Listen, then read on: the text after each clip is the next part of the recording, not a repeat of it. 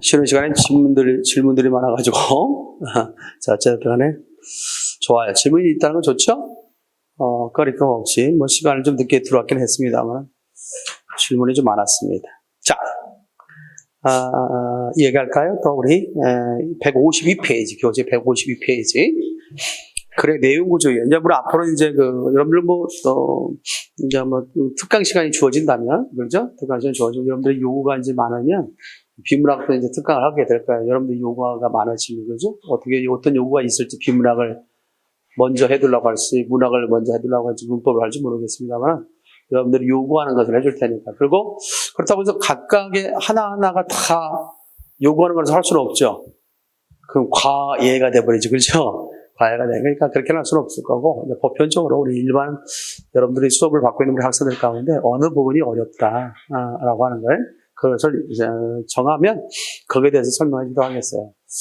자, 비문학 파트. 그래서 지금 하는 내용들은 사실 구체적으로 어떤 문제를 통해서 확인하는 게 아니니까, 나중에 이제 우리가, 그런 비문학 특강을 하게 되면 주로 이제 지문 독해, 그런 또는, 문제 독해, 이런 것들을 좀 많이 하게 될 거예요. 그죠? 연습을 해야죠. 문학도 마찬가지죠. 문학도 작품을 활용한 문제 분석 있죠? 그런 것들도 이제 많이 하게 될 걸로 생각이 됩니다. 뭐니 해도 그러나 여러분들이 반드시 해야 될 것은 내가 뭐라고 했죠? 문법, 어문 규정, 어휘 파트는 좀 해놔야, 그래서 시간을 좀 확보할 수 있다. 그런 얘기를 한 적이 있습니다. 그것들은 좀, 짬짬이 시간을 내서 좀 공부 좀 해주시고, 너 나와 더불어 할 때도 있을 것 같아요. 자, 문단이라는 게 있습니다.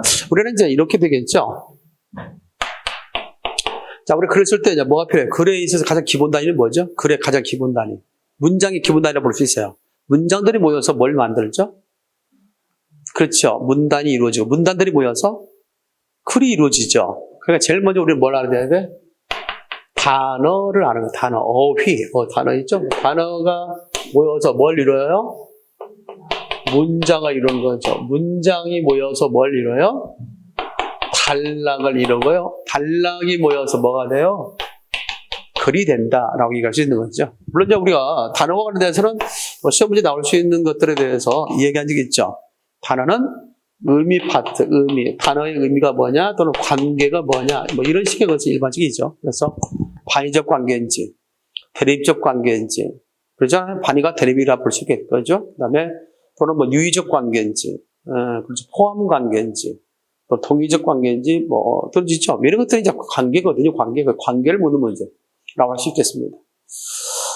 사실 근데 이제 이게 사전적으로 우리가 반대가 되는 것에 대해서는 우리가 이해할 수 있겠어요. 작다의 반대는 뭐가 되겠어요? 작다의 반대는 크다. 이렇게 할 수 있잖아요. 그렇죠? 적다의 반대는 많다. 이렇게 할 수 있어요. 그죠? 그런데 이제 뭐가 어려울 때냐면 문학 속에 있어서의 단어들의 관계를 물어볼 때 좀 어려울 수도 있겠죠. 또는 비문학 속에서의 문장이 주어진 상태, 글이 주어진 상태에서 그 글 속에서의 문맥적 의미 있죠. 상황적 의미와 관련돼서 반예를 찾는 문제 또는 나올 수 있겠죠. 그럴 때는 액면 그대로의 사전적 의미가 아니라 그 문장 속에서 사용된 의미를 통해서 그것이 어떤 관계를 갖는가에 대한 문제. 예를 들어서 우리가 잘 알고 있는 시 가운데 하나를 얘기할 수 있겠죠. 대표적인 이육사의 광야를 들어본 적 있어요? 지금 눈 내리고 매와 향기 홀로 아득하니 내 여기 가난한 노래의 시를 부려라. 혹시 들어본 적 있습니까? 천고두에 백마 타고는 촌이 있어 이 광야에서 목 놓아 부르게 하리라. 생각나죠? 그것이 이육사의 광야라는 시예요. 이제는 여러분들 3권 이제 곧 받게 될 텐데 그 3권 부분에 그 속에 들어있습니다. 알겠죠? 이제는 오늘 아니면 다음 시간부터는 뭘 하게 된다? 문학을 하게 될 거예요. 알겠죠? 오늘 아마 이 비문학 정도로 끝내려고 해요. 뒤에 기존 논설문이랄지 설명문 주요글이 되는데 이것은 이제 나중에 이제 문제풀이 할 때 우리가 좀 더 특강할 때 전문적으로 해줄 테니까. 알겠어요? 아무튼 오늘로서 이제 이 비문학을 끝내고요. 다음 시간부터는 이제 문학을 좀 활용합니다. 알겠습니까? 문학 3권으로 들어갈 거예요. 실제적으로 뒤에 많은 어떤 지문들이 있는데 이 지문은 과거 고등학교, 학과, 교과목에 들어있던 지문들이에요.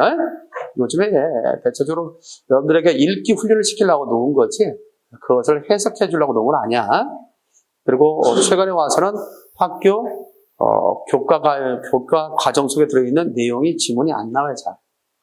그래서 그거는 참고 자료로 그냥 읽기 자료로 놓은 거고, 혹시 볼 수 있는 기회가 있다면 기미 독립선언 잠깐 볼 거예요. 알겠죠? 뭘 본다고요? 기미 독립선언서. 그것만 볼 거 오늘 마무리할 겁니다. 자, 거기 보면 대체로 이제 단어를 중심으로 하실 때는 의미가 나온다. 의미. 그래서 우리가 한자를 제시하든지 고유어를 제시해놓고 의미를 물어볼 수 있겠죠. 예를 들어서 본다면 뭐 한자는 그렇다 치고, 한자는 그렇다 치고 고함을 부를까? 자, 이런 단어가 있다 봅니다. 고삿이 있다. 둔치가 있다. 고삿, 뭐 둔치 할 수 있어 없어요? 있죠? 뭐 이런 것들 뭐 생각해야 되죠. 바투라는 단어가 있다. 자, 이런 단어들의 의미를 갖다 물어봤다면 어떻게 될까요? 사자성어의 의미를 물어볼 수도 있고, 고유어의 의미를 물어볼 수 있고, 속담의 의미를 물어볼 수 있잖아. 그래서 어떤 의미를 물어볼 수 있어. 단어에 대한 의미를 물어볼 수 있을 때. 그렇다면 이런 단어들의 의미를 뭘까? 고삿, 둔치, 바투, 다 시험에 나왔던 단어들인데 어떤 의미일까요? 고삿은 많이 헷갈리죠? 고삿이라는 단어가 있었나? 평소 때 우리가 많이 쓴다 안 쓴다? 쓰지 않죠, 사실은. 고삿이라는 말. 그래서 이제 이것들이 뭐냐면, 고삿은, 가끔 소설 같은 데 나와요. 고삿길을 지나, 고삿을 지나, 뭐 고삿을 갖다, 고삿을 지나, 뭐 이런 말 나오거든요? 고삿이 뭐냐? 할 때는 시골의 좁은 길을 고삿이라고 그래요. 알겠죠? 시골의 좁은 길 뭐라고 하겠나? 고삿. 민초시내 막내 며느리는 새벽녘 고삿을 지나, 곧장 동구 밖으로 나갔다. 뭐 이런 소리 나와요. 고삿이라는 말을 알까요? 그죠? 그렇게 나올 수 있겠고. 그 다음에 둔치는 뭘까? 둔치. 많이 들어봤을 것 같은데, 둔치는 옛날에는 많이 그렇게 표현을 많이 했죠. 사실은. 한강 고수부지 들어봤어요? 옛날에는 한강 고수부지 많이 했잖아요. 평소 때는 이제 물보다 높지만 물이 차오르면 잠기는 곳이 있죠. 그런 것들이 대체적으로 이제 고수부지가 되지 않겠습니까? 근데 고수부지가 이제 그걸 순화시켜서 하는 말이 뭐냐면 둔치예요. 그래서 그 고수부지를 뭐라고 얘기한다? 둔치라고. 그래서 이제는 한강 둔치에서. 알겠지? 한강 고수부지가 아니라 다시 한강 둔치에서. 이렇게 우리말이 있는데 다른 말을 갖다 쓸 이유가 있다 없다? 없다는 거 아니겠습니까? 그래서 이렇게 둔치를 씁니다. 바투란 게 뭘까요? 예, 그 물건을 그 기둥에 바투 놓아라. 이렇게 할 수 있거든요. 바투. 뭔가 꽉 차여있는, 뭔가 거의 차여있을 때를 우리가 받다라는 말 많이 씁니다. 알겠죠? 받다. 그럴 때 거기서 파생된 말인데, 바투라는 말 써요. 그래서 거기에 가깝게 놓아라 할 때 바투를 씁니다. 알겠죠? 바투. 그래서 썩 가깝게. 어떤 대상과 썩 가까울 때 뭘 쓴다? 바투를 쓴다. 자, 생소하게 느껴져, 안 느껴져요? 느껴질 수 있죠? 예, 그런 것들이 바로 이제 의미를 물어볼 때 더러 시험 문제 출제가 된다라고 얘기할 수 있습니다. 자, 그다음에 관계를 묻는 문제 있었죠? 아까 보면 반여다, 뭐 유여다. 대체적으로 이런 반여 관계 물어볼 수 있죠. 자, 그럴 때 하나 아까 얘기했던 거다 말았는데 이육사의 광해에서 때에 따라서는 문맥 속에서 때에 따라서는 함축적 의미에 의해서의 관계를 물어볼 때가 있어요. 사전적 의미가 아니라 예를 들어서 보면 이거죠. 지금 눈 내리고 매와 향기 홀로 아득하니. 자, 뭐가 내리고 있어요? 눈이 내리고 있죠. 눈과 그다음 뭐가 나오냐면 매화가 나와요. 눈과 매화에 있어서의 관계와 가칭을 찾아내게 나올 수 있거든. 과거에 시험에 나왔었고. 그러면 눈과 매화가 무슨 관계냐? 그냥 일반적으로 생각한다면 눈과 매화의 어떤 관계를 설정하기가 쉬워요, 어려워요? 어렵죠? 눈과 매화 무슨 관계가 있을까? 눈과 매화. 물론 눈 가운데 핀다 해서 대체적으로 설중매라는 말도 있고 그래요. 자, 그러나 눈과 매화가 어떤 관계에 있냐라고 물어볼 때는 참 사실 말하기가 좀 곤란할 때가 있어요. 우리 인간은 다 뭘 맺고 살아요? 혼자 살 수 없죠. 다 관계를 맺고 살죠. 그러나 우리는 코로나 때문에 이런 팬데믹, 코로나라는 팬데믹 속에서 결국 관계를 맺고 살아야 되는데 관계를 맺을 수 있는데 좀 많이 장애를 받았죠. 모일 수가 없었잖아. 그렇죠? 강의 씨도 마찬가지야. 나도 여러 번 뭐 한 적이 있었냐면 혼자 강의할 때가 있었어요. 그래서 그 줌으로 한다든지 줌 있죠, 줌. 줌으로 그것도 괜찮을 것 같아. 그렇지? 여러분들과 우리가 여기 앉아있는 우리 학생들 다 휴대폰이 있을 것이고, 같이 줌으로 할 수도 있는 기회가 됐으면 좋겠어요. 찬성하는 건 좋아요. 우리 한 달에 한 번씩은 줌을 합시다.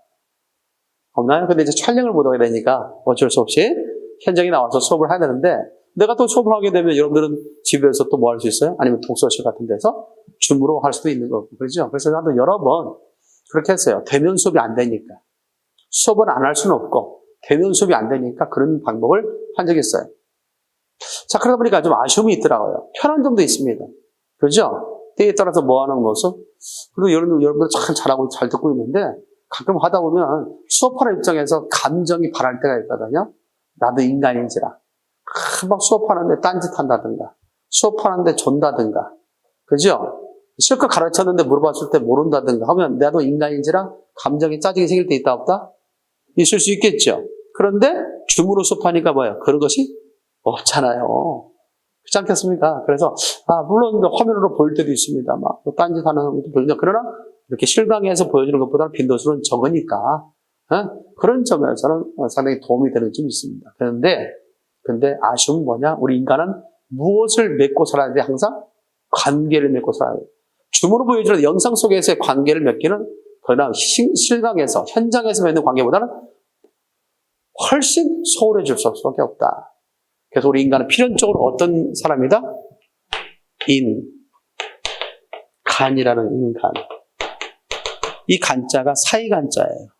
사람이라고 하는 것은 항상 뭐예요? 사이가 있어야 돼요. 그럼 사이가 있다는 것은 뭐예요?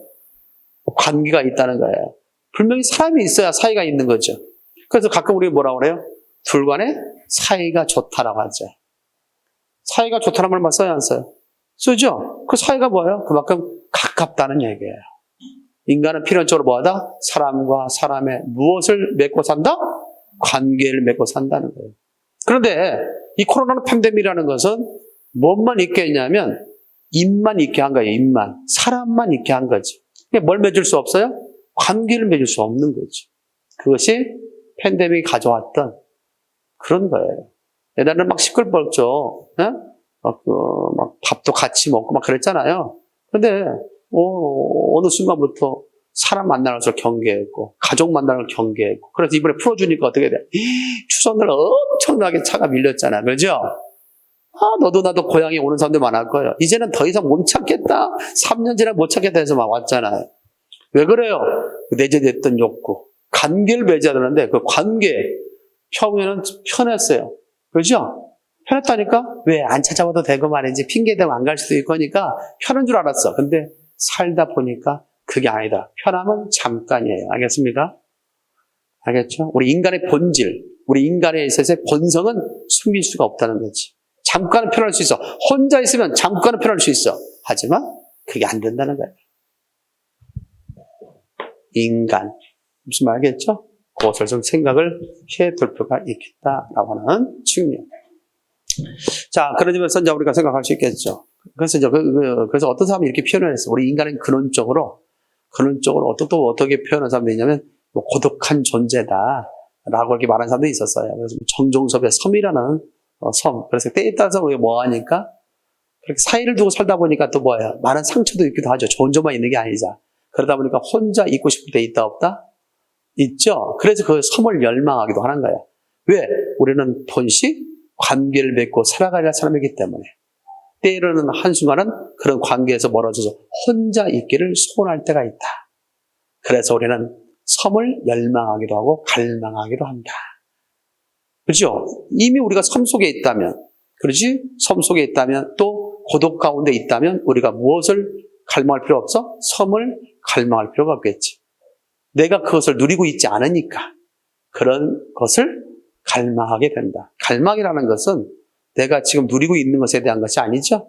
없는 것에 대한 소망입니다. 알겠습니까? 그게 갈망이죠. 여러분들 지금 공무원 갈망합니까? 그죠? 내가 지금 현재 공무원이 아니기 때문에 갈망하게 되는 거죠. 정리됐죠? 그런 점에서 우리가 그런 생각을 갖고 살자. 자, 어쨌든 우리가 기억할 수 있는 게 뭐냐면 바로 이와 같은 눈과 매화. 그러면 지금 눈 내리고 매화한 게 홀로 아득하니 할 때 그 눈은 뭘까요? 눈은 뭘까? 지금 눈 내리고 매화한 게 우리는 이렇게 오랜 역사 동안에 번창했고 이 터전 위에 나라를 세웠고 그래서 드디어 역사가 시작됐고 문명도 시작돼서 드디어 큰 강물이 길을 여는 거예요. 역사 시작됐어요. 문명이 시작됐어요. 이 터전 위에서. 그런데 지금 현실 보니까 우리 민족은 뭐였더라? 어떤 상황에 처했더라? 눈이 내리고 있는 현실이란 얘기예요. 알겠어요? 가끔은 시련과 고통과 역경과 어려움과 이런 것들을 뭘로 빗댄다? 다른 것에 빗대서 말합니다. 그것을 소리로 빗댈 때도 있고 눈으로 빗댈 때도 있고 바람으로 빗댈 때도 있고 가시밭길로 빗댈 때도 있고 돌잡길로 빗댈 때도 있어요. 여러 것을 통해서 내가 처해 있는 상황을 빗댈 수 있습니다. 그러면 눈은 긍정적이다 부정적이다? 부정적인 거죠. 지금 우리 민족의 현실은 눈이 내리고 있는 현실, 차가운 현실. 눈은 차곡차곡 쌓이게 되면 무거워 안 무거워? 지붕을 갖다가 집을 무너지게 할 정도로 무거워지는 거예요. 무거운 현실. 그 눈 가운데 그 무거운 현실 속에 뭐가 피어나야 돼요? 눈을 이겨내고 매화가 피어나야 돼요. 그렇죠? 그래서 그 매화는 뭐가 되는 거예요? 눈을 극복하고자 하는 대상이 되는 거죠. 이해되나요? 그러므로 눈과 매화는 뭐가 되는 거예요? 대립관계가 돼요. 왜? 눈을 이겨야 할 대상이니까. 매화 입장에서 보면 눈을 이겨야 되니까. 됐습니까? 그래서 눈과 매화는 무슨 관계에 있는 거야? 대립관계에 있는 거야. 내가 이겨야 할 존재, 극복해야 할 대상으로 삼는 거죠. 그러므로 시험지 가운데 눈과 매화의 관계와 같은 걸 찾으라 하면 대립관계를 찾는 문제입니다. 알겠지요?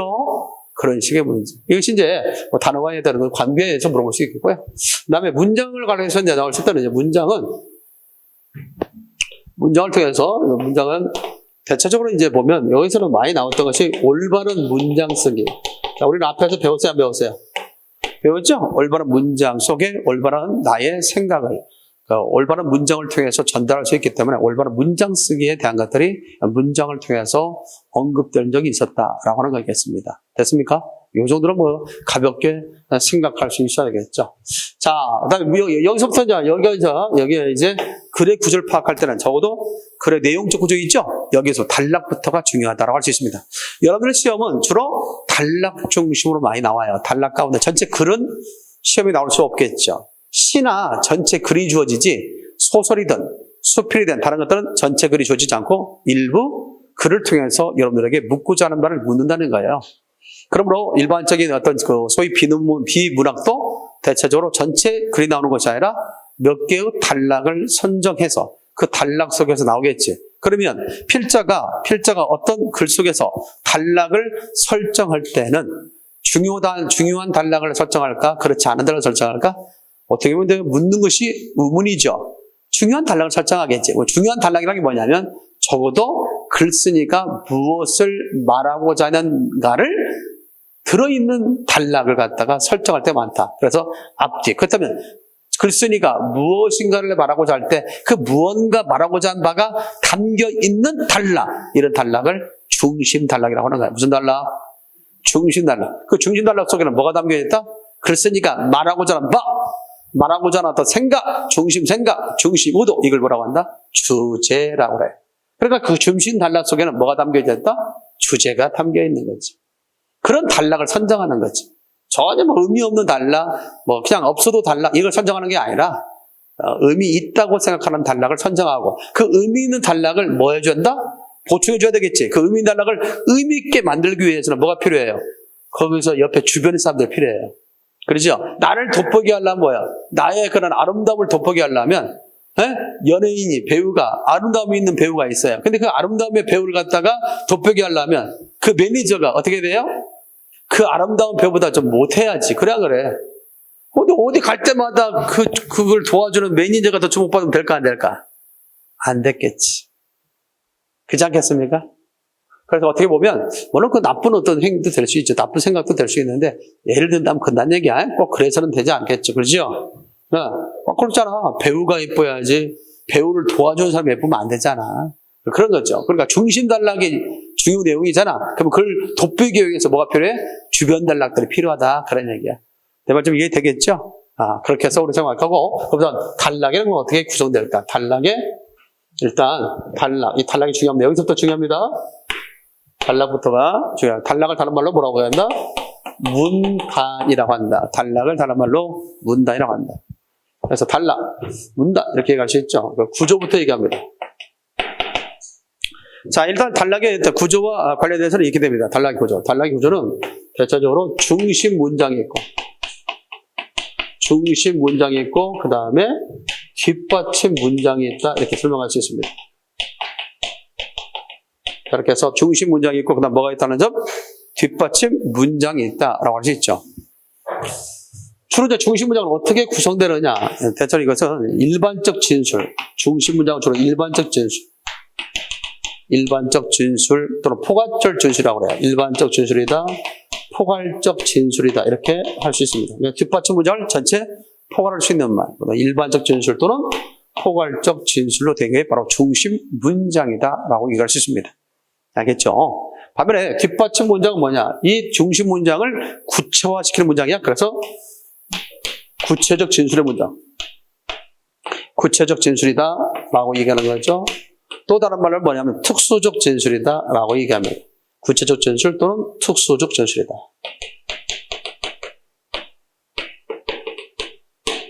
됐지요? 자, 그 다음에 이런 뒷받침 문장들은 어떻게 이해될까? 여기에는 방법이 있겠죠? 거기에 대해서 설명하는 겁니다. 예를 들면, 여러분들 교재 보면 나와 있습니다. 153페이지. 나왔어요? 안 나왔어요? 나왔죠? 거기 보면 일반적 진술과 구체적 진술 나오죠? 자, 그래서 하나의 단락은 이와 같이 일반적 진술과 뭘로 되어 있다? 구체적 진술로 되어 있는데, 그 일반적 진술 속에 뭐가 담겨 있다? 주제가 담겨 있다. 주제가 담겨 있는 문장을 중심 문장이라고 그래. 알겠지? 글쓴이요, 중심 생각, 중심 의도가 들어있는 문장을 중심 문장이다. 그렇다면 여러분들 이런 중심 문장만 뭐 할 수 있다면, 파악할 수만 있다면 주제를 파악하는 문제는 쉽겠죠. 그렇지 않겠습니까? 또 여러 개의 단락이 나온다 할지라도 그 중에 중심 단락을 찾을 수 있다면 중심 단락 속에 뭐가 있기 때문에 중심 문장이 있을 수 있겠지. 그렇다면 결국 주제를 찾는다는 쉽다 어렵다? 쉬울 수 있다. 그렇다면 배워야 되겠죠 우리가. 자, 여러분 교재 보니까 153페이지 밑에 보니까 다음과 같이 이야기하고 있습니다. 일반적 진술이란 다른 말로 추상적 진술, 포괄적 진술 하나 더 써놓을까요? 여기 써놓으면 추상적 진술이라고 할 수 있어요. 일반적 진술이다, 포괄적 진술이다, 또는 추상적 진술이다. 이렇게 설명할 수 있겠습니다. 자, 그랬을 때 첫 번째 보면 구체적인 사실을 포괄하여 추상적 개념으로 설명하는 방법, 일정한 문단 내의 소주제문을 이룬다고 나와 있죠. 이것이 바로 일반적 진술이다 또는 추상적 진술이다라고 얘기할 수 있습니다. 자, 거기에 대해서 구체적 진술이 있습니다. 다른 말로 특수 진술이라고 써놨죠. 그렇다면 그게 뭐냐? 구체적인 사례를 들어 주제의 근거를 제시하고 이해를 돕는 바만. 알겠죠? 그러니까 중심 문장을 돋보이게 하는, 중심 문장을 도와주는 문장을 우리는 뭐라고 얘기한다? 구체적 진술이다, 특수 진술이다라고 얘기할 수 있는 겁니다. 자, 그와 같은 구체적 문장에는 어떤 유형들이 있을까 봤더니 상세화, 예시, 이유 제시, 비유, 인용이 있어 없어요? 있죠? 이런 것들이 거기에 속한다라고 얘기할 수 있습니다. 자, 그러면 이런, 잘 봐봐요. 자, 이건 여기서 우리는 기억해 둘 것이 있어. 상세화다, 예시다, 이유 제시다, 비유다, 인용 있죠? 그렇다면 이것에 해당되는 문장의 앞에 있는 문장이 중심 문장이 된다라고 생각하면 돼요. 알겠지요? 자, 그러면 한번 볼까요? 자, 상세화입니다. 상세화라는 것은 자세히 말해주는 거죠. 여러분들 어떨 때 좋을 때 있어요. 요즘에 그렇게 해서 막 기간이 주어진 상태에서 막 이야기라고 한다면 너무 막 벅찰 때가 있어. 그렇죠? 때에 따라서 그 시간에 맞출 때 그냥 어떻게 돼요? 내용을 갖다가 일반화시켜서 전달하고 말 때가 있거든요. 그랬을 때 여러분들은 어떻게 해요? 그 내용에 대한 이해가 구체적으로 와닿지 않을 때 있어 없어요? 있죠? 그럴 때 우리가 결국 상세화된 설명이 아니기 때문에 좀 더 우리가 이해를 못할 때가 있다. 그럼 어떨 때 우리는 이해가 잘 되냐? 상세하게 설명할 때. 알겠지? 그때 상세가 이게 상세야. 알겠습니까? 자세하게 말아주는 거. 알겠지? 뭐 어떤 말이 좋냐? 이게 참 한자도 재밌는데 말씀 원자. 이 말씀 원자에다가 양자야. 양자가 들어가면 양이지 양. 동물 양이지. 양이 들어가면 대체적으로 좋은 의미에 다 쓰입니다. 양이. 그래서 결국은 이 양이거든 양. 밑에를 잘라내고 여기다 큰 대자를 썼어. 그럼 뭐가 돼요? 아름다울 밑자가 되잖아. 그래서 이 양자가 들어가면 대체적으로 좋은 의미에 쓰이는 거야. 한번 볼까? 다시 한번. 이거 뭔 자예요, 그럼? 이게 고기 어자, 고기. 있지? 고기를 갖다 어자야. 여기다가, 이렇게 뭐 해야 되지? 이게 조선할 때 선자야. 조선할 때 선자. 밝을 선자도 되고, 싱싱할 선자도 돼. 그래서 생선할 때 있지? 에? 생선은 살아있으면서 싱싱해야 할 거 아니야.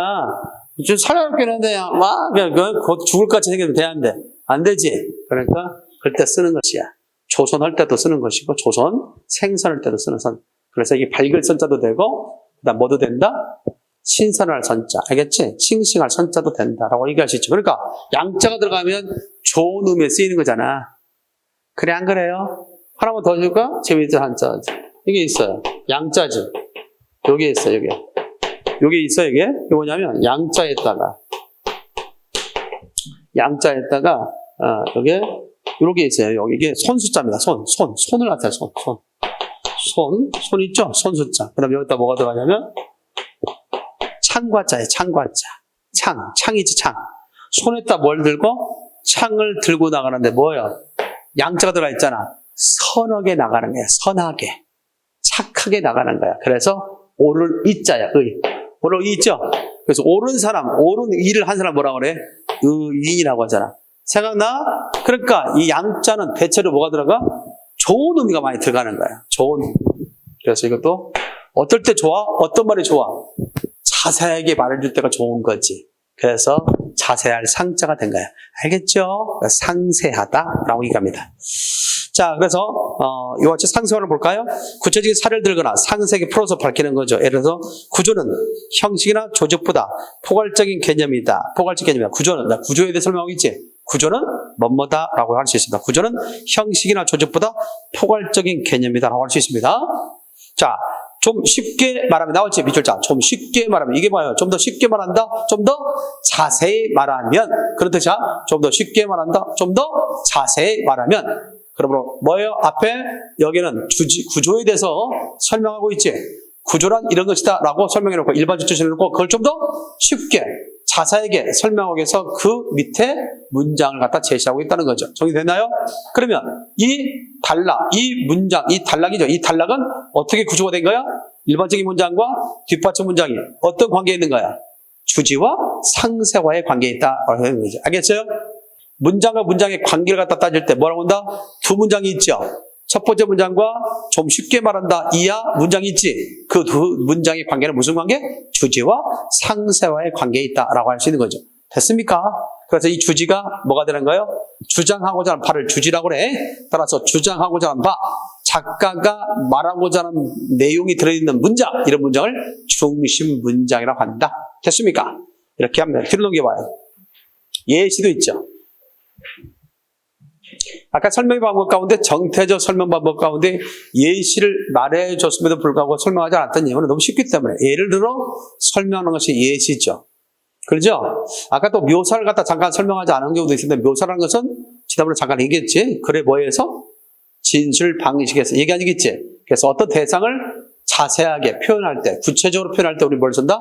묘사를 했고 그 묘사는 두 가지가 있다고 말한 적이 있지. 주관적 묘사, 객관적 묘사가 있다고 말한 적이 있죠? 그거 기억날 겁니다. 자, 그런 것도 전부 다 뭐에 속한다? 정태적 설명 방법에 속하다고 했지. 반면에 이제 154페이지에는 예시 있지. 그래서 예시는 구체적인 사례를 갖다 제시하는 거죠. 따라서 중심 문장에서 언급된 내용을 예시를 통해서 뒷받침해 주는 거겠죠. 하나 볼까요? 세시풍소를 하는 이 연중 행사는 농업 생활활동과 깊은 관련을 가지면서 동시에 주술적 성격을 띠기도 했다. 있지? 세시풍속에 대한 뭐다? 특징에 대해서 얘기하고 있지? 여기까지는 세시풍속의 특징에 대해서 얘기하고 있다. 자, 이것을 다음과 같이 얘기하고 있습니다. 뭐와 밀접한 관련이 있다고 했죠? 세시풍속이라고 하는 이 연중 행사 있잖아. 이 연중 행사는 뭐와 관련됐다? 농업생활 활동과 깊은 관련을 갖고 있으면서 동시에 주술적 성격을 띠기도 했다. 그렇다면 세시풍속 이렇게 말하면 뭐지?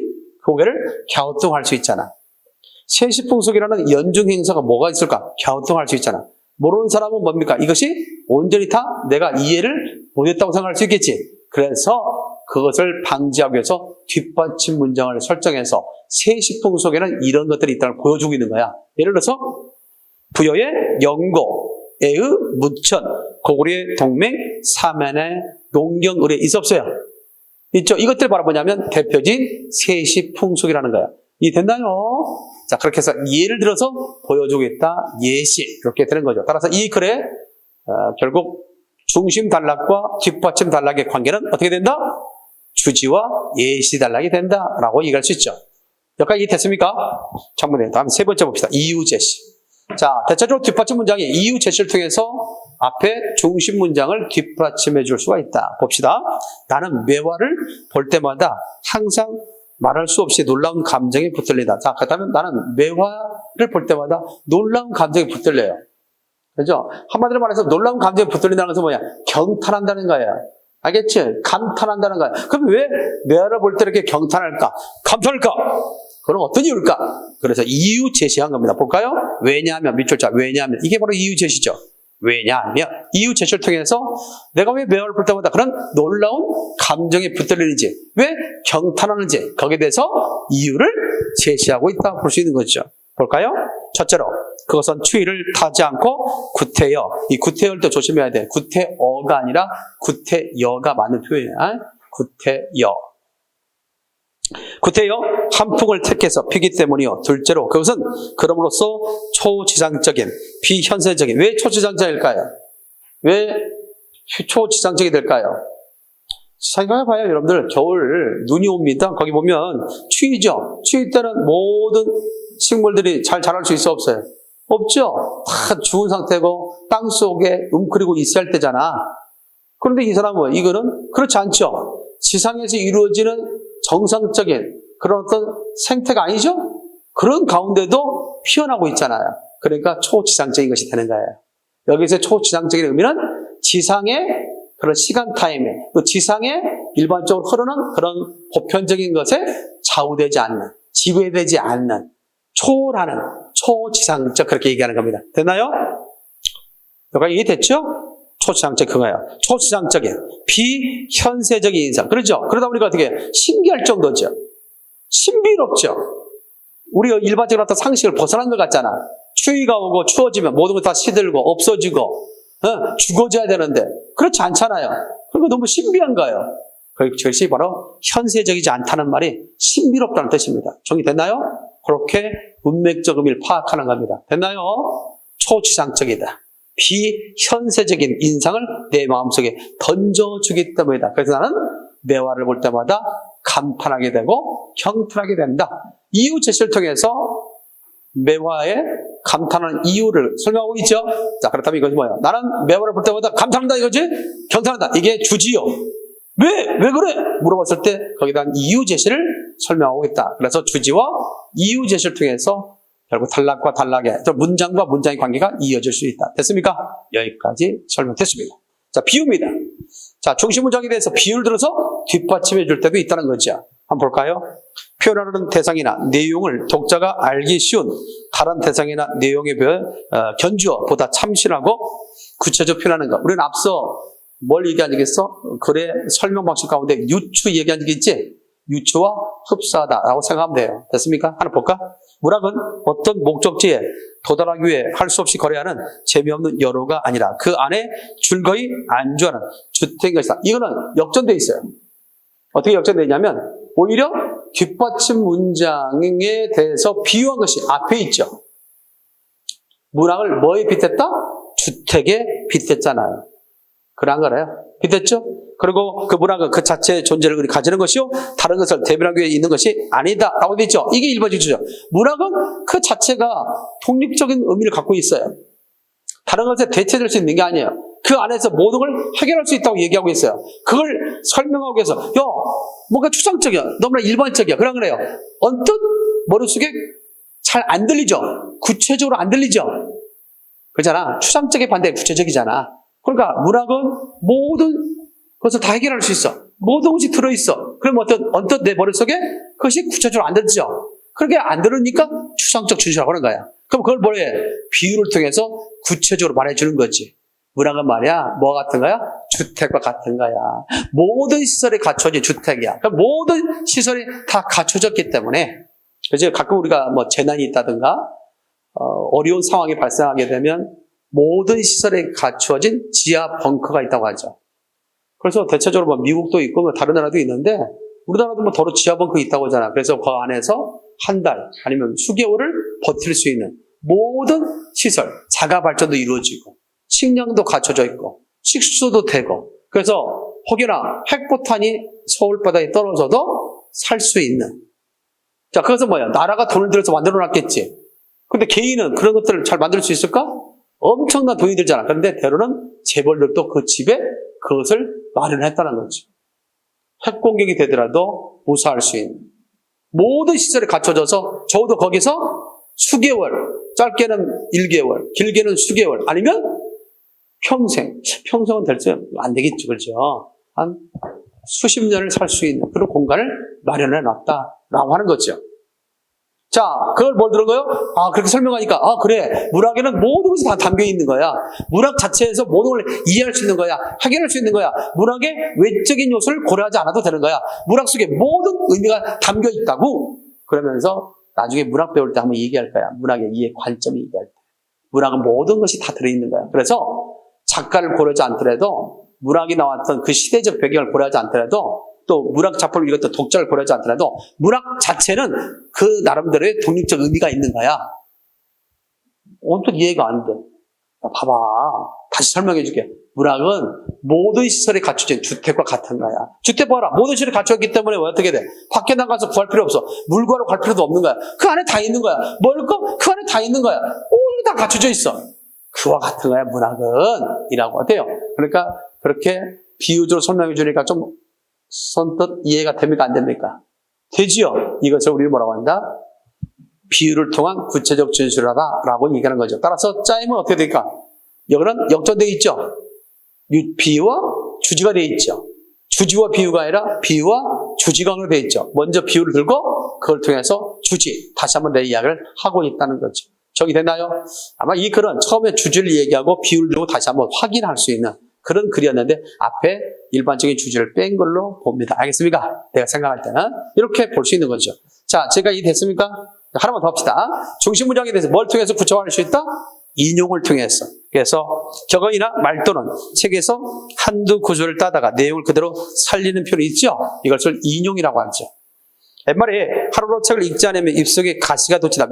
자, 그 가시가 돋친다. 그 옆에 한자 한번 읽어볼까? 시작.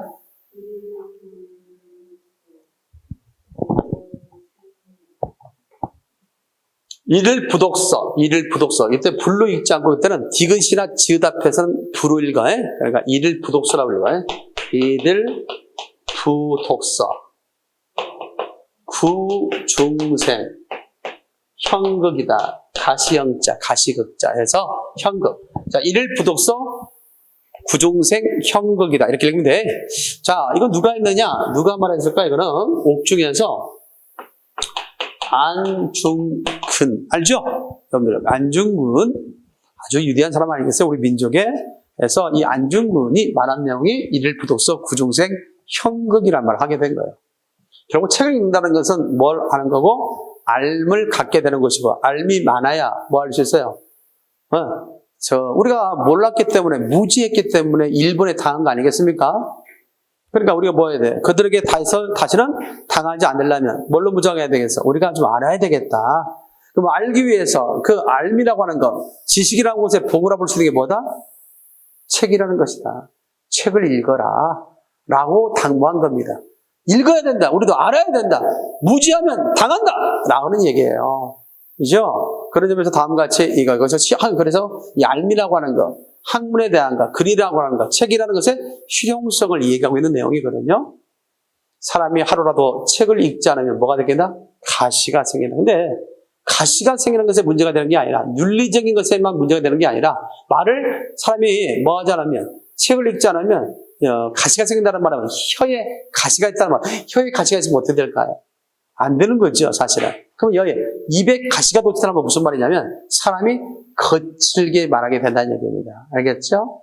사람이 책을 읽지 않으면 뭐가 된다고요? 거칠게 말하게 돼. 그러니까 책을 많이 읽는 사람은 뭐예요? 상당히 인격적으로 보이죠. 성숙하게 보이죠. 저 사람이 책을 많이 읽었는지 안 읽었는지. 그것은 평소 때 보면 돼요. 일상생활에서도 보면 막 습관처럼 내 입에 비속어 붙은 경우 있어 없어요? 있죠? 막 그래서 막 이 새끼 저 새끼 막 이놈 저놈 막 말끝마다 욕하는 경우가 있어요. 가끔가다 보면 좀 뭐 남자 여자를 구분하는 거 아니지만 그래도 여자에게 기대하는 것들이 있잖아. 그렇지요? 뭐 부드러움, 얌전함 뭐 이런 것들 많이 기대하고 그러잖아. 수줍음 뭐 이런 걸 기대하기도 하고. 물론 그렇게 하면 또 양성평등에 있어서의 원리에 보면 뭐냐면 너무 여자를 너무나 지나치게 구속하는 게 아니냐 그런 이미지로. 그럼에도 불구하고 아무래도 남자 쪽에서 보면 여자에게 기대는 것들이 그런 것이 아닌가. 그래서 옛날에도 보면 뭐라고 해요? 여자를 갖다 뭐라고 그대는 약한 자다 이렇게 말하잖아요. 그러면 이게 보호 심리가 또 작동하고도 하기도 하고 뭐 그러지 않습니까? 자, 그런데 가끔 가다 보면 막 시뻘 XX 뭐 하는 소리 딱 들으면 여자들이 하는 경우도 이거 어린 아이들 있잖아. 막 중등생이랄지 막 고등학생들이랄지 막 그렇게 말을 거칠게 하는 걸 봐요. 막 말끝마다 욕을 붙이는 경우를 봐요. 과연 그럴까? 그렇잖아요. 옛날에 내가 우리 그 아이들과 어렸을 때 한번 내가 이런 얘기 한 적이 있어요. 가시네라고 한번 한 적이 있었어요. 가시네. 그 말을 듣고 우리 아이가 막 펑펑 운 적이 있어요. 아빠가 욕했다고. 알겠습니까? 아빠가 나한테 욕한, 지금은 안 그러는데, 그때 중학교 때인가 고등학교 때도 이 얘기 하는데, 아빠가 나한테 한번 그런 적이 있대. 아니, 가시네가 아니라, 내가 잘못 말하는 가시네가 아니라, 멍청이, 시작. 멍청이라고 한 적이 있다는 거야. 내가 가시네 말하는 거, 멍청이구나, 멍청이. 내가 잘못했어요? 멍청이. 언제 그러냐면, 가가 유치원 때였어요. 여름날에 많이 생기는 있잖아. 장염 같은 거 있잖아. 그렇게 걸려가지고 병원에 간 적이 있어요. 입원하게 됐어요. 근데 약을 처방해 줬거든? 약을 먹어야 나을 거 아니야. 급성 장염 같은 거 있잖아. 근데 얘가 약을 안 먹는 거야. 막, 안 먹는다고 막 또 고치는 거야. 6살에 먹고 이제 7살 됐으면 막, 나름대로 생각도 있을 거 아니라는 어떤 생각할 수 있는데, 약을 안 먹는다니까. 부모 입장에서는 어떻게 돼요? 약을 먹어야 낫는데. 안 먹는다니까. 그 순간에 화가 났던 것 같아, 내가. 그래서, 야, 멍청아! 약 먹어야 살 수 있어! 나을 수 있어! 그랬던 것 같아. 근데 그 멍청이 소리가 그 얘기는 상당히 많이 자존심을 상했던 것 같아.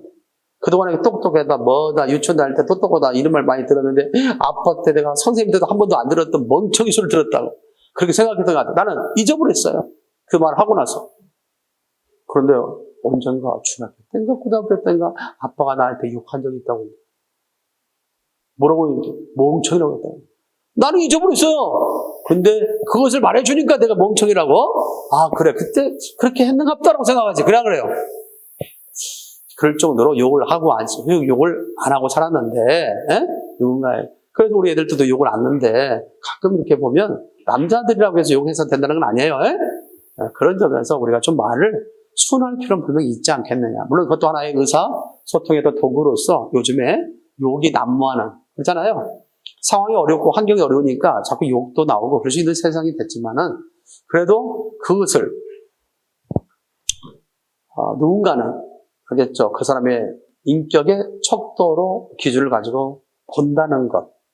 또 누구에 의해서 내가 사는 건 아니지만, 그래도 아까 내가 말하겠죠? 관계를 맺고 사는 것이 우리 인간이라고. 알겠습니까? 그런 점에서는 우리가 좀 더 입도 성숙해질 필요가 있다, 없다? 있다라고 하는 겁니다. 무슨 말이겠죠? 그런 얘기를 하는 거예요, 여기서. 자, 그래서, 인용과 관련돼서 하루라도 책을 읽지 않으면 뭐가 돋친다? 입에 가시가 돋친다. 근데 이 글에서는 단순하게 안중근의 이 말뿐만 아니라 더 나아가서 그 내막의 의미를 파악하는 거죠. 이것이 단순하게 윤리적인 측면에서만 국한된 얘기가 아니다. 책을 읽지 않으면 성숙한 말을 하지 못하고 인격적으로 성숙한 말을 못한다는 그 사실만 얘기한 게 아니다. 오늘날 현대에 비춰볼 때 책을 하루로 읽지 않으면 뭐가 된다? 낙오자가 된다라고 얘기하고 있어요. 그래서 독서에 대해서 뭐가 있냐면 독서를 했을 때 갖는 윤리성 문제뿐만 아니라 독서를 안 했을 때 갖는 윤리성 문제뿐만 아니라 실용성을 얘기하고 있다는 거예요.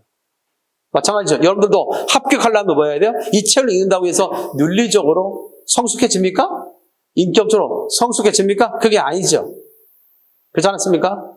지식이보다 좀 더 우리가 알을 지식으로 빗대서 얘기했지만 알미라고 하는 것은 뭐다 다치? 오히려 인식에 가까워요. 지식에 가까운 것이 아니라 뭐에 가깝다? 인식에 가까운 거예요. 알미라는 것은. 그래서 단순한 내가 이 책을 통해서 방편으로서 수단으로서 아는 알미 아니라는 거예요. 그 인식 속에는 뭐가 있다? 깨달음이라는 말이 들어가는 거예요. 알겠어요? 뭐가 들어간다? 깨달음. 단순하게 오늘 내가 설명의 방법에 대해서 아니면 문단의 짜임에 대해서 아는 것은 지식일 수 있습니다. 그러나 그것은 인식이 아니에요. 인식은 깨달음이 바탕이 되는 거예요. 무슨 말 알겠죠? 따라서 이 글을 통해서 우리 깨달음은 뭘까? 바로 그것은 그 깨달음은 단순하게 윤리적인 것뿐 아니라 이 세상에 뭐가 될 수 있다는 점? 나고자가 될 수 있다는 점.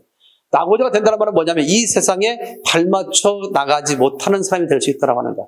발맞춰 나가지 못하기 때문에 뭐가 된다는 거? 나고자가 된다는 거예요. 가끔 우리가 군대에서 뭐 할 때? 행군할 때.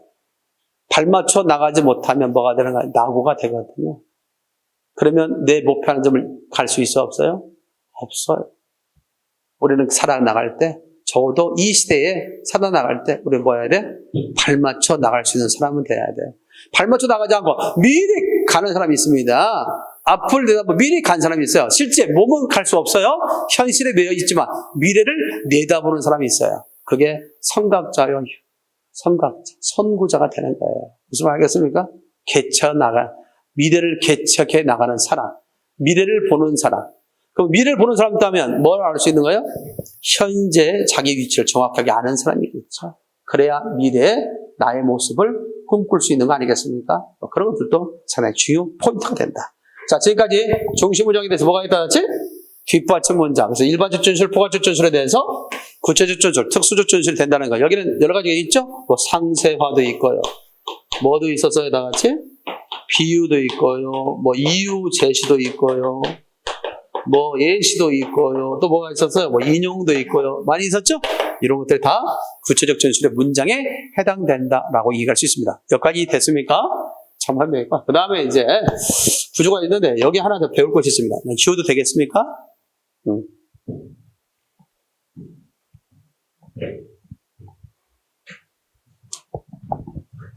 구성 원리라는 게 있어요. 구성 원리. 단락의 구성. 단락의 구성은 어떻게 이루어졌을까? 원리가 있어요. 단락을 만드는 원리. 단락은 여러 개의 문장들이 모여서 뭘 이룬다? 하나의 단락을 이루게 되죠.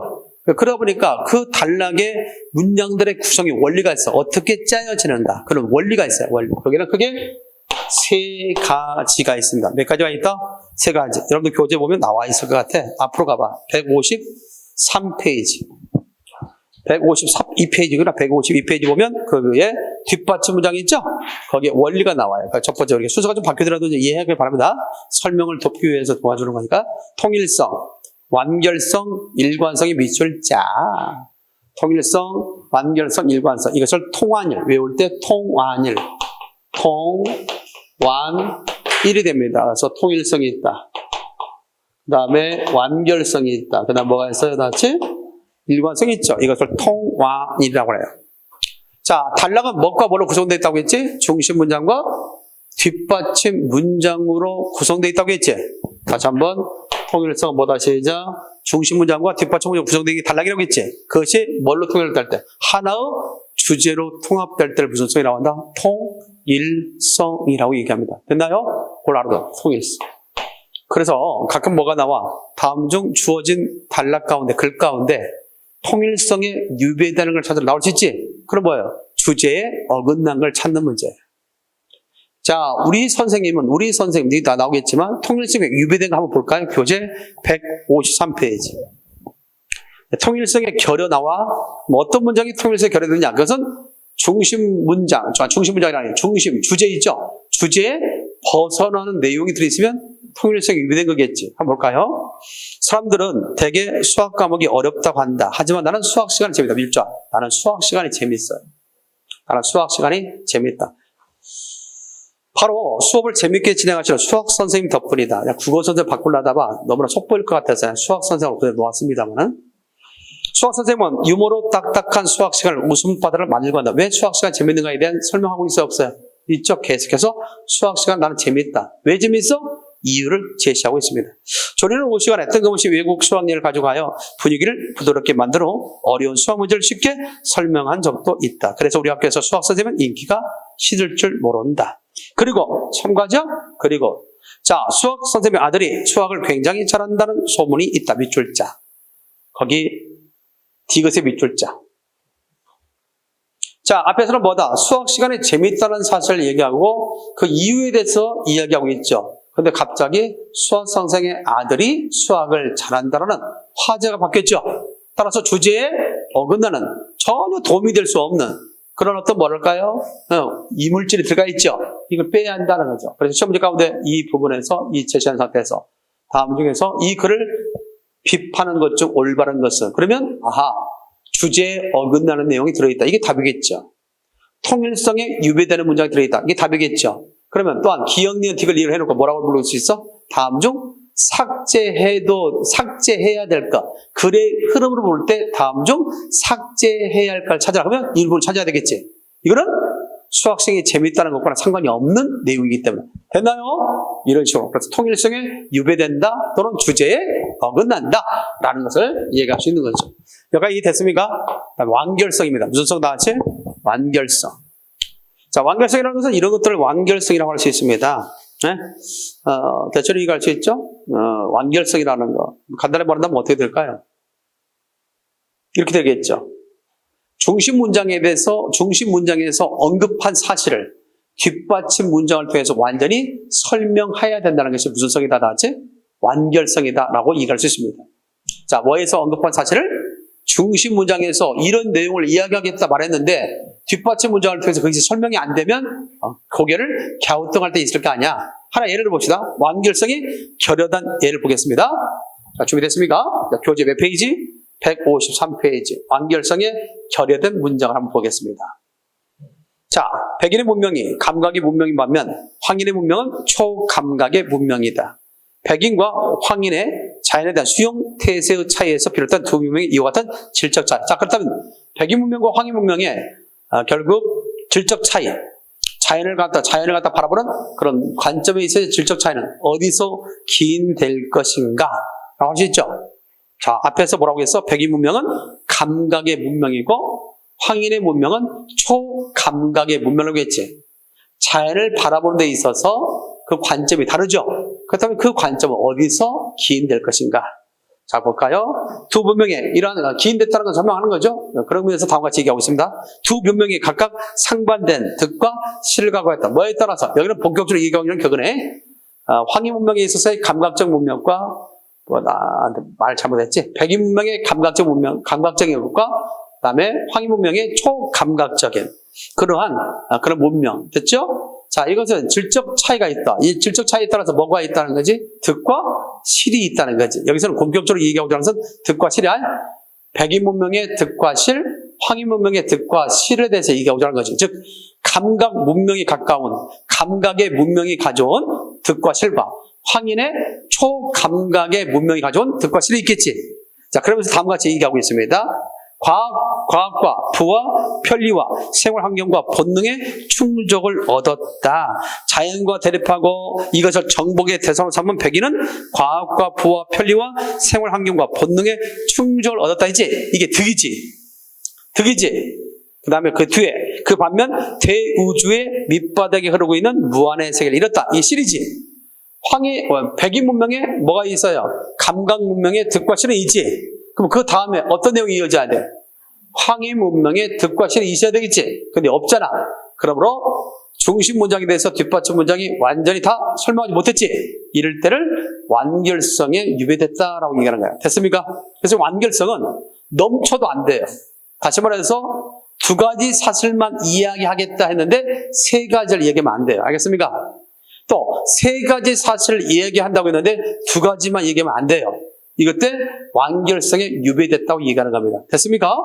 다시 말해서 얘기한다면 중심 문장에서 언급된 내용이 뒷받침 문장을 통해서 완전히 설명되어져야 된다. 이게 완결성의 원리야. 됐습니까? 그럼 일관성이 있습니다. 일관성, 마지막 일관성. 우리가 무엇을 알려고 하는 것은 그 알을 통하여 우리의 삶을, 이제 일관성이라는 게 있죠. 이 일관성이라는 것은 내가 읽기 전에 설명해야 되는데, 중심 문장과 뒷받침 문장이 긴밀한 관계에 있을 때를 일관성이라고 해요. 다시 한번, 중심 문장과 뒷받침의 문장이 뭐가 있는 것 다 같이 긴밀한 관계에 있는 것을 무슨 성이라고 한다 같이? 일관성. 그래서 일관성은 뭐가 중요하냐면 지시어나 접속어가 중요합니다. 뭐가 중요하다고요? 지시어나 접속을 통해서 문장과 문장의 관계를 아주 쫀쫀하게 만드는 것을 일관성이다라고 얘기합니다. 자, 이해됐죠? 하나 볼까요? 자, 그 밑에 보면 이름이죠. 우리가 무엇을 알려고 하는 것은 그 알을 통하여 우리의 삶을 보다 잘 영위하기 위한 것이다. 안다는 것이, 다만 안다는 것을 끝난다면 그것은 허망한 노릇이 아닐 수 없다. 암 자체를 목적으로 삼는 경우도 있다. 알미 우리의 삶과 무관한 뜻은 아닐 것이다. 어때요? 뭔가를 이해하는데 결국 문장과 문장이 따로 노는 기분이 들어요. 그럴 때 그 밑에 있는, 그 밑에 해결해냈죠. 1번과 2번과 3번에 각각 무엇을 넣어보니까, 접속을 넣어보니까, 한번 접속을 넣어서 읽을 테니까 내용 파악이, 이해가 잘 되는지 확인해 봅시다. 다음과 같이 하겠습니다. 우리가 무엇을 알려고 하는 것은 그 알을 통하여 우리의 삶을 보다 잘 영위하기 위한 것이다. 우리가 안다는 거 하는 거 있죠? 무엇을 알려고 한다는 것은 우리의 삶을 잘, 보다 좀 편하게, 그렇죠? 알아야 면장한다는 말이 있어 없어? 있지, 그것처럼. 알아야 되잖아, 우리가 알아야. 좀 편하게. 수험 생활을 좀 더 편하게 지내려면 뭐 해야 되겠어? 알아야 되지, 알아야 돼. 그래야 좀 편한 거지. 모르면 어렵잖아. 자, 그래서 삶을 보다 더 잘 영위하게 한 것이다. 따라서 접속 넣는 거지. 따라서 안다는 것이, 다만 안다는 것에서 끝난다면 그것은 허망한 노릇이 아닐 수 없다. 물론 암 자체를 목적으로 삼는 경우도 있다. 그러나 그것도 알미 우리의 삶과 무관한 뜻은 아닐 것이다. 했죠? 어때요? 문장의 관계를 접속을 넣어보니까 좀 더 긴밀하게, 쫀쫀하게 되죠? 이런 것들이 무슨 성이다 같이? 일관성. 그래서 일관성과 관련된 문제가 나오면 대체적으로 접속어 넣는 문제가 나오는 거야. 그 사이에 그러나가 들어갈지, 그런 데가 들어갈지, 알겠지? 그래서 여러분들 교재 날개단에 주요 접속을 놓은 거야. 보입니까? 순접관계, 역접관계, 쭉 보여 안 보여? 그럼 날개단에 이런 것들 놓은 이유가 그거야. 꼭 기억해둬. 순접관계는 거기 많이 써있잖아. 그리고, 그리하여, 이리하여. 역접관계는 앞과 뒤의 내용이 상반되는 거 아니야? 그럴 때 쓰는 접속에는 그러나, 그렇지만, 하지만, 뭐 그래도 있죠. 이런 것들을 써놓은 이유가 거기에 관련된 문제에 대응하기 위한 것이다. 따라서 153쪽에 나와 있는 꼭 알아야 할 문장 관계 8가지면 8가지가 있으니까 뭐가 나오겠어? 8가지 나와야 되겠지? 근데 여러분들 눈에 보이는 건 몇 가지야? 7가지. 뒤로 넘기면 8가지가 있다는 거지. 뒤로 봐봐, 넘기면 8가지 나오는 거. 나오죠? 그래서 그걸 뭐라 그래? 완결성이 나오는 거야. 에? 완결성. 나는 이 글을 통해서 꼭 알아야 할 문장의 관계 8가지를 설명하고자 한다. 그러면 그 밑에는 몇 가지가 나와야 된다고? 8가지가 나와야 돼. 근데 8가지가 나오지 않고 7가지가 나온다든가 아니면 9가지가 나오면 완결성에 유비됐다고 얘기하는 겁니다. 알겠지요? 조심해야 됩니다. 이런 것들이 시험 문제에 출제될 수 있습니다. 자, 시간이 많이 걸렸기 때문에 일단 잠깐 쉬었다가 좀 더 진행한 다음에 밥 먹도록 하겠습니다. 알겠죠? 잠깐 쉬었다 하겠습니다.